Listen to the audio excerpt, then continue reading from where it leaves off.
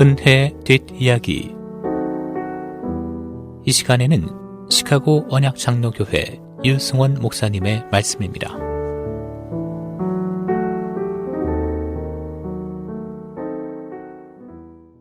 요즘 말로 하면 분명히 종말론자였던 예수님의 마태복음 25장 종말론 세 비유 중 첫 번째 것을 살펴봅니다. 1절부터 13절에 있는 소위 열 처녀의 비유입니다. 이 비유를 이해하기 위해서는 고대 유대의 결혼 풍습을 잘 알아야 합니다.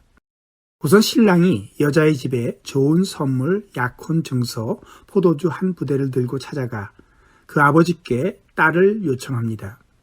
이 사람이 아버지 마음에 들면 딸을 불러 생각을 묻습니다. 그때 여자가 준비된 것을 보고 마음에 들면 가져온 포도주를 마십니다. 이때 첫 번째 나팔이 울립니다. 약혼이 이루어졌다는 신호입니다. 이 약혼 기간 동안 제3자의 동행 없이 두 사람만이 서로를 볼 수는 없습니다.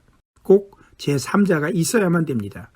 여기서 우리는 옆에 있도록 부름받은 이라는 뜻의 파라클레토스, 보혜사 성령을 생각하게 됩니다. 어쨌든 이 기간 동안 예비신랑은 자기 아버지의 집으로 가서 신방을 준비합니다.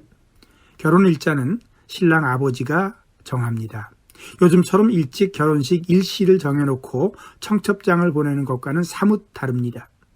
사람들이 예비신랑에게 언제 예식을 올리냐고 물으면 그는 제 아버님 외에는 아무도 모릅니다 라고 대답할 수밖에 없었습니다. 예수님의 재림 때를 하나님 아버지 외에는 아무도 모르고 아들도 모른다고 하신 말씀의 의미를 이해할 수 있을 것입니다. 이때부터 약혼한 예비 신부는 신랑이 갑자기 들이닥쳐도 당황하지 않게끔 항상 대기 상태로 준비가 되어 있어야 합니다. 종종 신랑이 밤늦게 도착할 때를 대비해서 준비 안 된 상태에서 맞지 않기 위해 여분의 등불 기름을 잘 준비해 놓고 있습니다. 이런 중 신랑의 아버지가 판단하기에 모든 준비가 잘 되었다 생각할 때 아들을 보내 신부를 데려오게 합니다. 이때 두 번째 나팔이 울립니다. 재림의 모습이지요. 그 결혼의 순간을 기다리던 사람들의 자세에 대한 예수님의 비유입니다. 그때는 반드시 있을 것인데 그때의 도래에는 일상성이 깨지는 의외성이 있습니다. 갑자기 옵니다.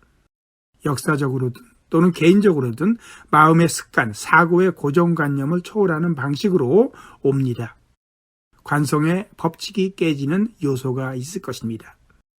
우리가 팬데믹 때문에 겪은 일을 1년 반 전에는 아무도 예상 못했습니다. 그냥 갑자기 왔습니다. 그렇게 밤에 도적같이 옵니다. 편안하게 기분 좋게 자고 있었는데 갑자기 옵니다. 도둑 맞는 일을 계획 세워서 저녁 7시에서 9시 사이에 당하기로 준비해서 당하는 사람은 없습니다. 사람들이 평안하다, 안전하다, 기분 좋다 할 때 갑자기 그 모든 것을 깨고 옵니다. 이것은 하나님의 전적인 주권입니다. 아버지의 권한입니다. 아들도 모른다고 했습니다. 그러니까 항상 긴장하고 있어야 합니다. 항상 준비하고 있어야 됩니다. 기름을 준비하고 있어야 됩니다. 들러리 처녀들이 언제 올지 모르는 신랑을 기다리면서 슬기로운 다섯은 기름을 준비하고 있었고 미련한 다섯은 기름을 준비하고 있지 못했습니다. 지혜로운 다섯 들러리 처녀들처럼 기름을 준비하고 있어야 합니다. 무엇인가요? 구원의 믿음을 보존하고 있어야 한다는 말입니다. 믿음으로 구원 받았어야 됩니다. 기름은 믿음입니다. 기름 채워 두셨나요? 예수님 영접하셨습니까? 세례 받으셨고 지금도 그 믿음을 지키고 계시는지요? 종말을 맞는 데 있어 가장 중요한 것입니다. 기름이 있어야 됩니다. 믿음의 기름이 다하면 안 됩니다. 항상 채워놓고 기다려야 됩니다. 그런즉 깨어 있으라. 너희는 그날과 그때를 알지 못하느니라. 지금 깨어 있어야 합니다. 졸려서 기분 좋게 자고 있으면 안 됩니다. 지루하다고 딴짓하고 있어도 안 됩니다. 피곤하다고 포기하고 있어도 안 됩니다.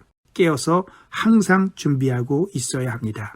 오늘도 마찬가지입니다.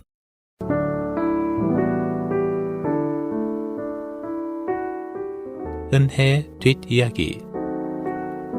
지금까지 시카고 언약장로교회 유승원 목사님의 말씀이었습니다.